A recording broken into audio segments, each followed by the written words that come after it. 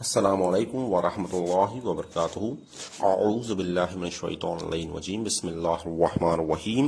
اللہم اخرجنی من ظلمات الوہم واکرمنی بنور الفہم، اللہم افتح علینا ابواب رحمتک وانشر علینا خزائن علومک برحمتک یا ارحم الراحمین۔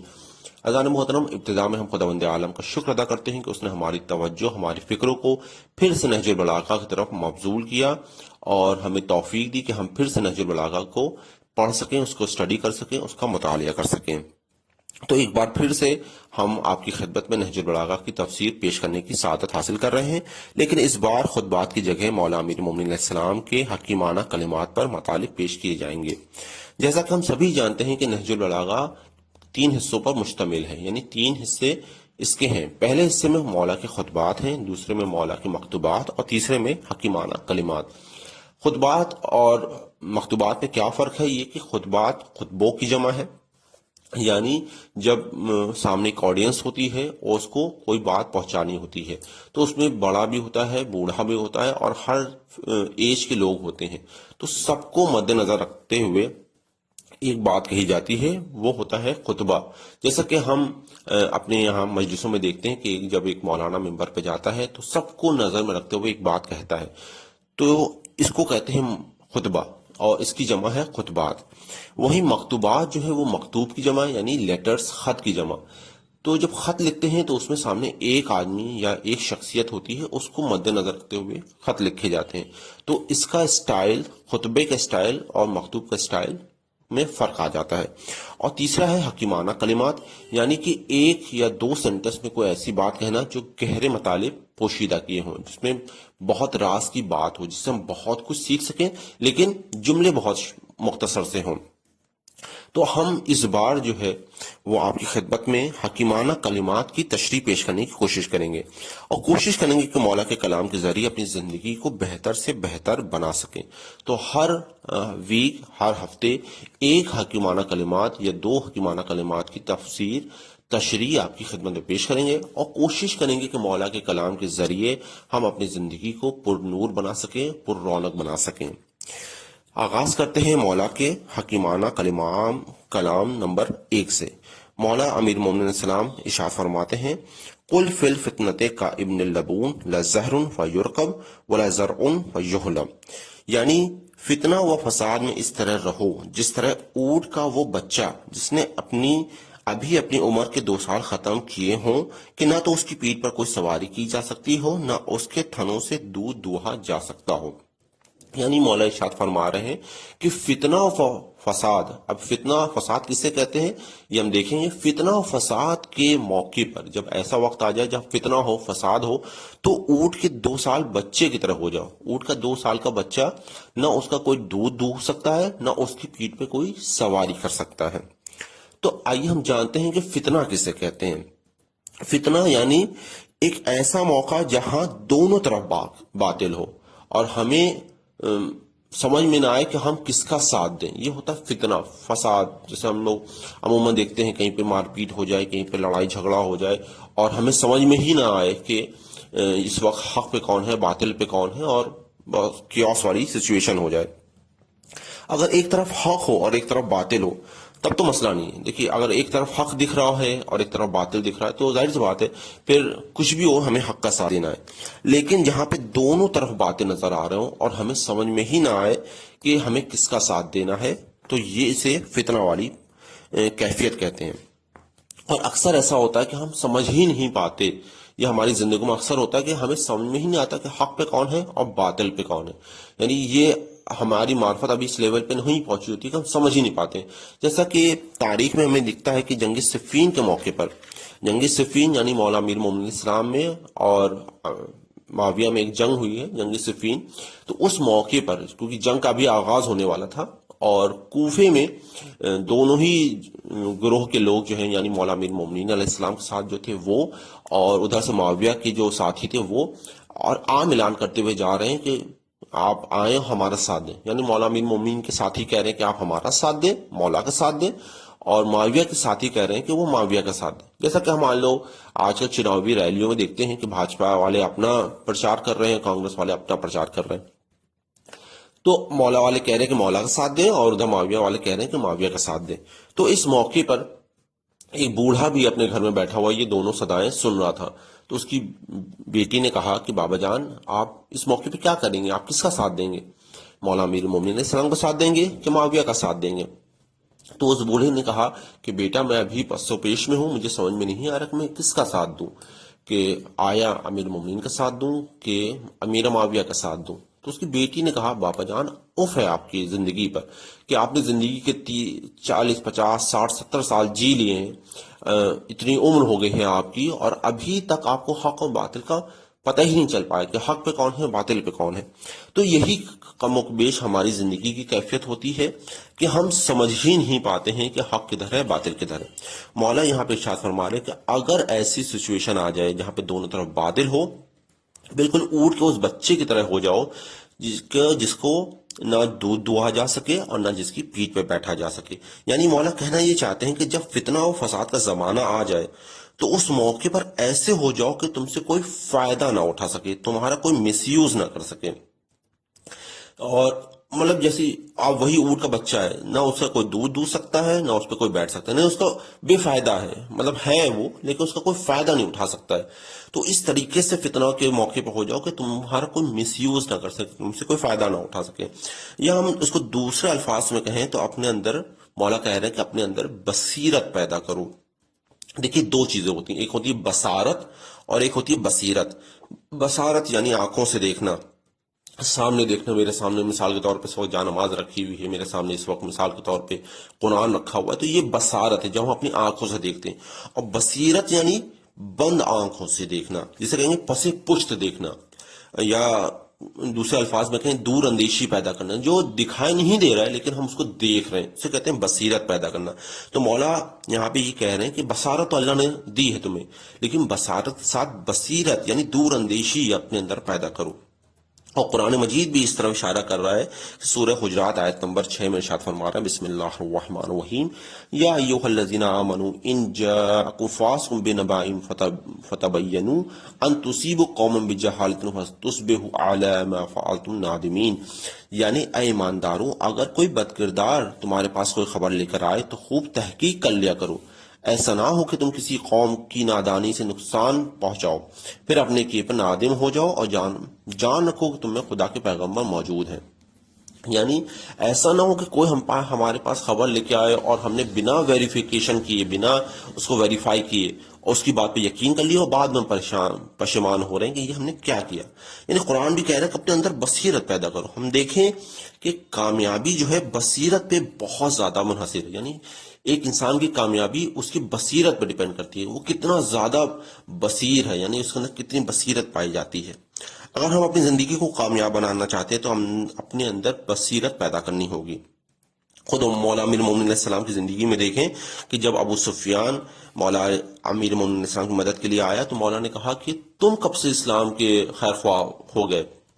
یعنی ایک شخص جو بظاہر ہم دیکھیں تو وہ مدد کرنے آیا ہے امام کی, اور امام اس کی مدد نہیں ایکسیپٹ کر رہے ہیں اس کو, اور اس سے کہنے کہ تم کب سے اسلام کی خیر خواہی کر رہے ہو.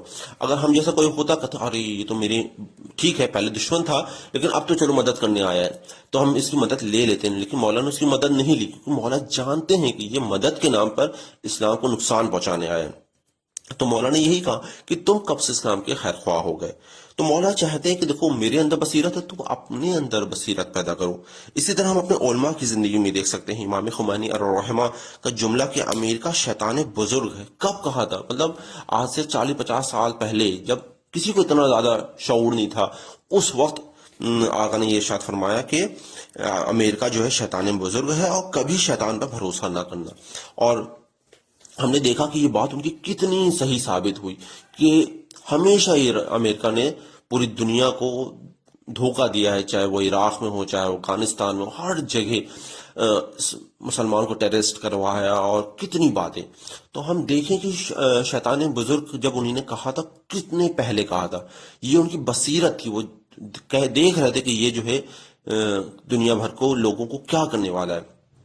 اسی طریقے سے ایک واقعہ ہے شہید ابراہیم ہادی کا کہ بہت ہی خوبصورت واقعہ, اور ہم دیکھیں اس واقعے سے ہم اپنے اندر بصیرت پیدا کرنے کی کوشش کریں کہ ایک بار جب جنگ ہو گئی رضا شاہ پہلوی اور امام خمینی علیہ الرحمہ کی جو وہ ریولیوشن والی بات تھی، اور اسلام جو ہے مطلب ایک نئی تازگی مل گئی، امام خمینی علیہ الرحمہ فتح ہو گئے، تو اس بار جو ایک خبر ملی یہ ابراہیم ہادی کے دوستوں کو کہ ایک شخص ہے جس نے رضا شاہ پہلوی کا آفیسر تھا اور وہ فلاں ایک بلڈنگ میں رہتا ہے، تو یہ لوگ اس کو گئے اور اس کو مطلب قید کرنے کے لیے کہ اس کو لے کے آئے، لیکن ان کو خبر ملی تھی کہ شاید وہ ہو، تو جب وہ لے کے آنے لگے تو شہید ابراہیم ہادی نے اس کے چہرے پہ کپڑا ڈال دیا، تو لوگوں نے کہا اس کے چہرے پہ کپڑا کیوں ڈال لو، تو انہوں نے کہا دیکھو ہم اس کو لے جا رہے ہیں شک کی بنیاد پہ کہ ہو سکتا ہے کہ یہ رضا شاہ پہلوی کا ہی آفیسر ہو، لیکن ہو سکتا ہے نہ ہو،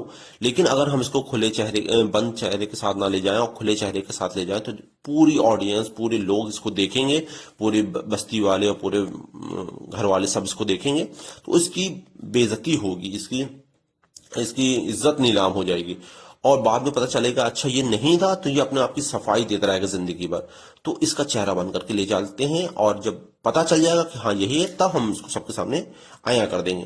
تو دیکھیے یہ ان کی بصیرت تھی، وہ جانتے تھے کہ اگر ہم ایسا کریں گے تو اس کی عزت جا سکتی ہے، تو یہی بصیرت ہمیں اپنے اندر پیدا کرنے کی کوشش کرنی پڑے گی۔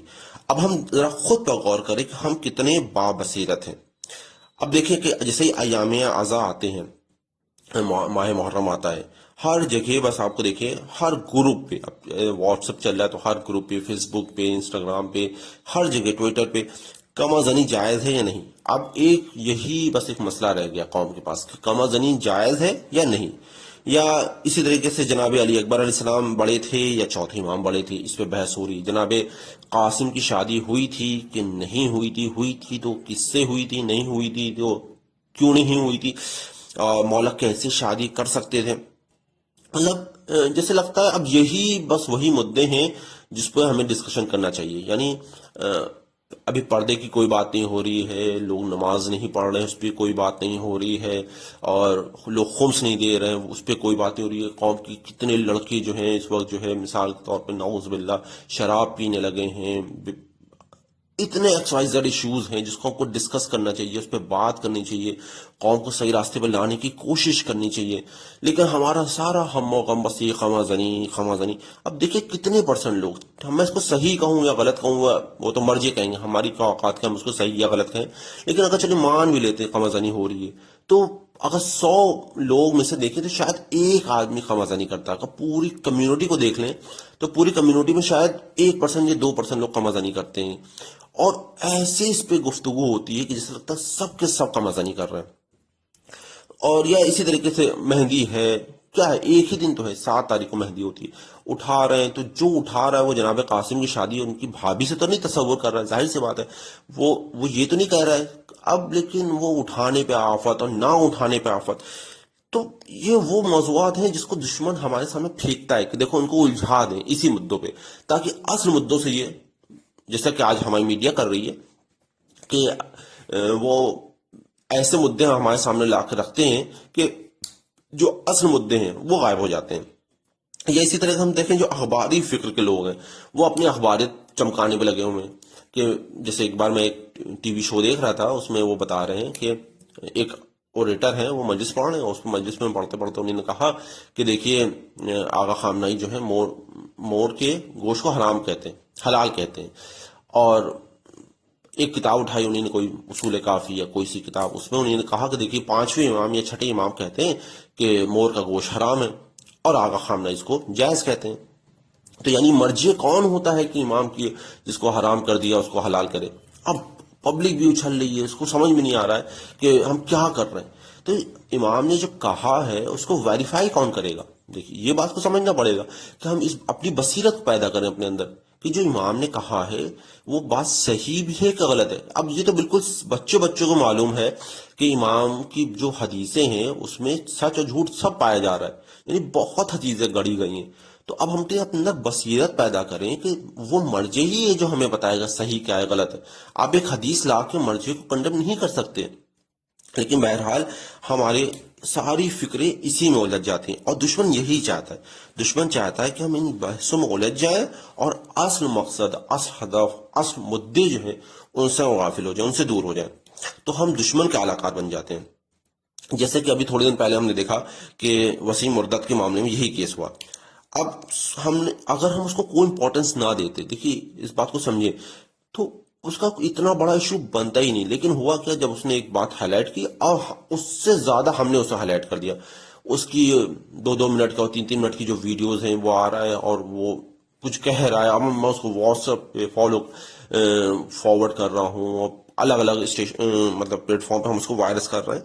تو اس سے ہو کیا رہا ہے، جو وہ چاہتا ہے ہم وہی کر رہے ہیں. یعنی وہ چاہتا ہے کہ ہم ہائی لائٹ ہوں، ہم کو لوگ فارورڈ کریں اور ہماری نظریات ہماری باتوں کو لوگ فارورڈ کریں، اور وہی ہم کر رہے ہیں. تو اس سے کیا ہوا، جو وہ اس کا ہدف تھا، جو اس کا مقصد تھا، وہ اس میں کامیاب ہو گیا. کہ ایک بار ایسے ہی ہوا کہ عراق میں مرجعیت کے خلاف ایک کتاب لکھی گئی کہ مرجع غلط ہوتے ہیں، یہ خمس کھاتے ہیں، اس کے بارے میں ایک کتاب لکھی گئی. تو اس زمانے میں جتنے بھی لوگ تھے ان کو یہ تھا کہ مرجع، کوئی نہ کوئی مرجع یا کوئی نہ کوئی بڑا عالم اس کے رد میں ایک کتاب ضرور لکھے گا. کہ مرجع کے خلاف ایک کتاب لکھی گئی ہے، مرجعیت کے خلاف، تو اس کی رد میں اس کی کاٹ میں ایک کتاب ضرور لکھی جائے گی. لیکن ایک بھی کتاب نہیں لکھی گئی، ایک بھی کتاب نہیں لکھی. کسی مرجع نے کوئی امپورٹنس دی ہی نہیں اس کتاب کو. تو کیا ہوا، کچھ دنوں تک وہ کتاب ہائی لائٹڈ رہی، اس کے بعد ختم ہو گئی. تو مرجع سے پوچھا گیا کہ آپ نے، یا مرجع یا کسی بھی بڑے عالم نے کیوں نہیں کتاب لکھی اس کی رد میں، جبکہ ظاہر سی بات ہے وہ بات غلط ہے، اس کی رد میں کتاب لکھی جانی چاہیے. کہ اگر ہم اس کی رد میں کتاب لکھتے تو اس کو امپورٹنس دی جاتی، اور یہ لوگ پھر جاننے کی کوشش کرتے کہ یہ کیا لکھا ہے، اس میں ایسا کیا لکھ دیا کہ اس کے رد میں مرجع نے کتاب لکھی ہے. تو ہم نے اس کے رد میں کوئی کتاب نہیں لکھی تاکہ اس کو کوئی ویلیو نہ ملے. اس واقعے سے ہمیں بہت درس مل سکتا ہے. عموماً ایسا ہوتا ہے کہ اگر ہم چیز کو واٹس ایپ میں فارورڈ نہ کریں، فیس بک پہ فارورڈ نہ کریں، انسٹاگرام پہ فارورڈ نہ کریں، تو وہ چیز ختم ہو جائے گی، دب جائے گی. لیکن ہم اس کو فارورڈ کر کے کہ دیکھو یہ کر رہے ہیں، دیکھو یہ کر رہے ہیں، دیکھو یہ کر رہے ہیں، اور پھر دشمن یہی چاہتا ہے اور ہم اس کے اعلاکار، اس کے حربہ بن جاتے ہیں خود ہی سے.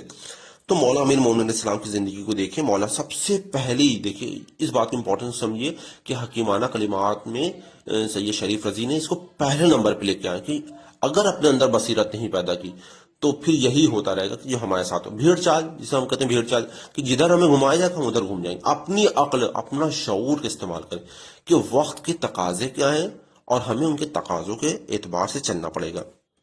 کہ ہم دیکھیں کہ جب مولا امیر مومنین علیہ السلام کی گردن میں رسن باندھی گئی تو جناب ابو ذر کا ہاتھ تلوار تک پہنچ گیا، اور جناب سلمان محمدی مولا کی جانب دیکھ رہے تھے.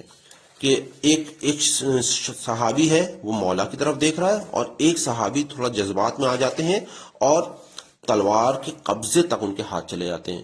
تو 10ویں درجے پہ کون ہے، وہ سلمان محمدی، جو مولا کی طرف دیکھ رہے تھے کہ مولا کیا چاہتے ہیں. اور 9ویں درجے پہ جناب ابو ذر ہیں، ان کا ایک درجہ کم ہو گیا کیونکہ وہ جذبات میں آ گئے تھے. تو بصیرت یہی ہے کہ جذبات کو پیچھے رکھیں، یہ دیکھیں کہ وقت کا تقاضا کیا ہے، دین ہم سے کیا چاہتا ہے، مولا ہم سے کیا چاہتے ہیں، خدا ہم سے کیا چاہتا ہے. یہ نہ دیکھیں کہ ہمارے جذبات بھڑک گئے، نہیں، جذبات کو پیچھے رکھیں، دین یہی چاہتا ہے. تو اگر اس وقت جناب سلمان بھی تلوار نکال لیتے، جناب ابو ذر نے بھی تلوار لی، تو جناب سلمان کی اتنی فضیلت نہ ہوتی. جناب سلمان کی فضیلت یہ تھی کہ اس وقت انہوں نے اپنے جذبات کو قابو میں رکھا اور دیکھا کہ وقت کے امام کیا چاہتے ہیں. جناب عباس علیہ السلام کی کردار کو ہم دیکھیں، جناب عباس اتنے بہادر، اتنے شجاع، اتنے دلیر، لیکن کہیں پہ نہیں ملتا کہ انہوں نے اپنے غیظ و غضب کو اپنے اوپر حاوی ہونے دیا ہو. ہمیشہ مطیع امام، کہ امام کیا چاہتے ہیں. اور ہم کربلا اتنی مناتے ہیں، اتنا مناتے ہیں، مولا عباس کا اتنا ذکر کرتے ہیں، لیکن ان کی ذات سے سیکھا کیا؟ یہ سیکھیں کہ دیکھیں کہ ہمیں اپنے جذبات کو پیچھے رکھنا ہے، اپنے وقت کے امام کی پیروی کرنا ہے، اپنی عقل کو آگے رکھنا ہے. اب اپنے گھروں میں اس چیز کا خیال رکھیں. اکثر گھروں کے جھگڑے جو ہوتے ہیں اسی بنا پہ ہوتے ہیں کہ ہم جذباتی ہو جاتے ہیں کہ انہوں نے یہ کیسے کہہ دیا. اپنی بصیرت کا استعمال کریں، دیکھیں کہ کیا ہو سکتا ہے، اس کو کیسے ریزالو کر سکتے ہیں، کہاں سے بات کیسے ختم کی جا سکتی ہے. نہ لڑیں. جیسے ایک واقعہ ہے، اسی سلسلے میں یاد آ گیا کہ ایک آیت اللہ نے اپنے شاگرد سے کہا کہ بیٹا آج تم جانا تو اپنی بیوی سے کوئی بات نہ کرنا، کچھ بھی نہ کہنا. تو کہنے کا کیوں؟ نہیں، کہنے میں کہہ رہا ہوں تو ٹھیک ہے. سمجھ گیا کہ ایک آیت اللہ اگر کہہ رہے ہیں ہم کو، میرے استاد ہیں اور بڑے ہیں ہم سے اور یہ کچھ کہہ رہے ہیں تو ظاہر سی بات ہے اس میں کوئی حکمت ہوگی، جو بات ہمارے سمجھ میں نہیں آ رہی، لیکن ظاہر سی بات ہے حکمت ہوگی۔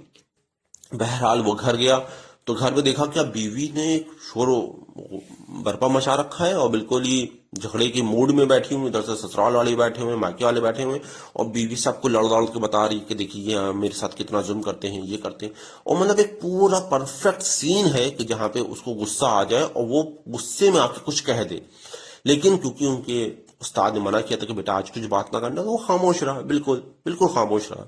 اور اس کے نتیجے میں کیا ہوا، گھر والوں نے دیکھا ارے تم تو تہمت لگا رہے ہو اپنے شوہر کے اوپر، دیکھو شوہر تو تمہارا اتنا خاموش ہے بیٹھا ہوا ہے، اس نے تو کچھ بھی نہیں کیا۔ تو بہرحال وہ جھگڑا وہیں پہ ختم ہو گیا، اور پھر اس کے بعد ایک دو دن کے بعد اس کی زوجہ نے اس سے معافی مانگی کہ مجھے شیطان نے ورگلا دیا تھا، جو بھی تھا ایکس وائی زیڈ جو بھی ریزن تھا۔ بہرحال دیکھیے یہ ہے بصیرت کہ آپ کو کہاں پہ بولنا ہے کہاں پہ نہیں بولنا ہے۔ تو اکثر موقعوں پہ اگر ہمیں جب غصہ آتا ہے تو صرف ہم اتنا کر لیں، اگر صرف اتنا کر لیں کہ اپنی زبان کو کنٹرول میں کر لیں، صرف اتنا کہ اگر ہم زبان کو کنٹرول کر لیں تو بڑے سے بڑے مسئلے سلجھ سکتے ہیں، بڑے سے بڑے ایشوز کو ہم ریزالو کر سکتے ہیں۔ جیسے میاں بیوی میں جھگڑے ہو رہے ہیں، یا باس میں اور اس کے ورکر میں جھگڑا ہو رہا ہے، یا کسی میں بھی جھگڑا ہو رہا ہے، صرف اتنا کر لیں کہ اگر ہمیں بس اتنا سمجھ میں آ جائے کہ اس وقت اگر ہم کچھ بولیں گے تو وہ غلطی بولیں گے، تو اپنی زبان کو کنٹرول کر لیں۔ یہ بصیرت ہے کہ ہم اس وقت نہ بولیں، یہ بھی بصیرت ہے کہ اپنے اندر اس بصیرت کو پیدا کریں کہ اگر اس وقت ہم نے کچھ بولا تو پھر ہم غلطی بولیں گے، تو اس کے پھر ہم نہ بولیں۔ تو جیسا کہ کہتا ہے شیطان نے خود کہا ہے کہ جب ایک بندہ غصے کی حالت میں ہوتا ہے تو میرے ہاتھ میں ایک بال کی طرح ہوتا ہے، ایک بچے کے ہاتھ میں بال کی طرح ہوتا ہے کہ بچہ اس بال کو کدھر چاہے پھینک دے۔ تو جب ایک بندہ، ایک آدمی، ایک شخص جو ہے وہ غصہ کرتا ہے تو وہ میرے ہاتھ میں ایک بال کی طرح ہوتا ہے، میں اس کے منہ میں جو چاہے ڈالوں گا وہ بولوں گا۔ اور آپ دیکھیے اس بات کو محسوس کریں کہ جب بھی آپ غصے میں آئیں گے، جس کے پر بھی غصہ ہو رہا ہے، میں اگزامپل لے لیتا ہوں، جیسے میں شوہر ہوں، مجھے اپنی زوجہ پہ غصہ آ رہا ہے، تو میری زوجہ میں 1000 نیکیاں ہوں لیکن اس وقت مجھے اس کی صرف اور صرف برائی نظر آئے گی کہ یہ نہیں کرتی، یہ نہیں کرتی، اس نے یہ کیا تھا، کیونکہ میرا دماغ جو ہے، مجھے شیطان جو ہے اس وقت میرے ذہن میں بس یہ ڈال رہا ہے کہ یہ غلط ہے۔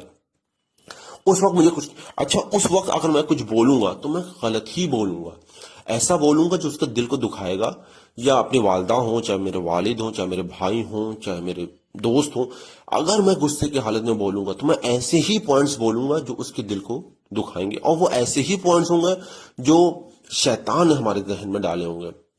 تو اس وقت اپنی بصیرت اگر ہم اپنے استعمال کریں تو بس یہی ہے کہ اس وقت خاموش رہنا ہے۔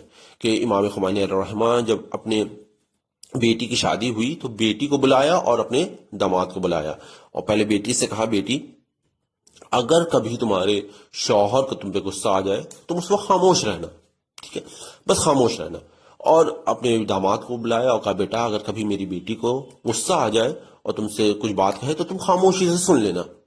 تو ان کی بیٹی کا یہ خود کہنا تھا کہ بابا جان کے یہ جملے مجھے شادی کے کئی سالوں بعد تک یاد رہے کہ کیا حکمت تھی اس کی، کہ اگر آدمی غصے میں بس خاموش رہے، صرف نہ بولے اپنے اندر، اور تو اس سے بڑے بڑے مسئلے سالو ہو سکتے ہیں۔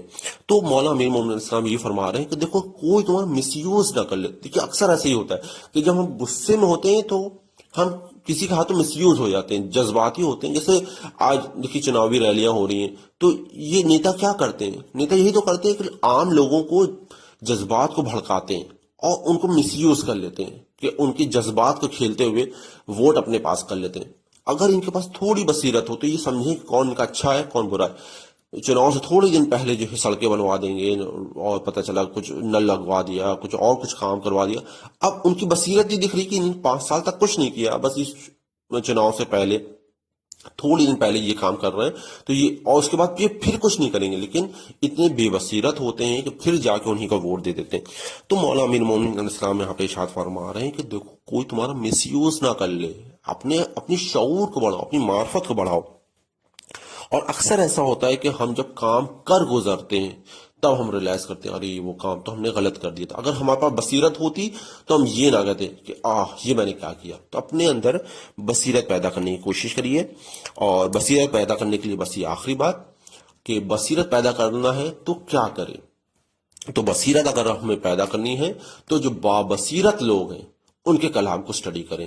تو اس میں سب سے سر فہرست ہے وہ ہے کلام خالق یعنی خداوند عالم کا کلام یعنی قرآن مجید کی تلاوت کریں، اور نہ صرف تلاوت کریں بلکہ سمجھیں، غور فکر کریں. اگر میری آپ بات اتنی مان لیں کہ ڈیلی بس 5 یا 7 آیتیں یا 10 آیتیں پڑھیں، لیکن اس کا ترجمہ پڑھیں اور اس کو ٹھہر ٹھہر کے پڑھیں، سمجھیں کہ خداوند عالم آپ سے یا ہم سے کیا کہنا چاہ رہا ہے، تو اس سے ہماری بصیرت بڑھے گی. کیونکہ خداوند عالم سے زیادہ بصیر اور بصیرت رکھنے والا کوئی نہیں سکتا، وہ تو خالق ہے. تو سب سے پہلا کام یہ کریں کہ اپنی زندگی میں قرآن کو راسخ کریں، قرآن کو لے کے آئیں. ڈیلی کی 5-10 آیتیں، بس 5 آیتیں پڑھیں. 1 پارہ نہ پڑھیں، 2 پارہ نہ پڑھیں، 5 آیتیں پڑھیں، لیکن سمجھ کے پڑھیں، غور و فکر کے ساتھ پڑھیں.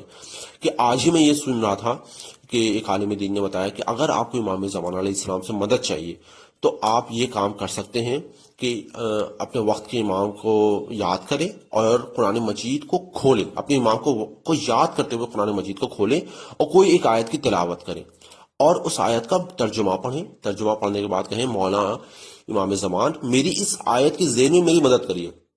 تو اس آیت کے ذیل میں ہمارے لیے کوئی ایسی بات پوشیدہ ہوگی جو ہماری مدد کرے گی.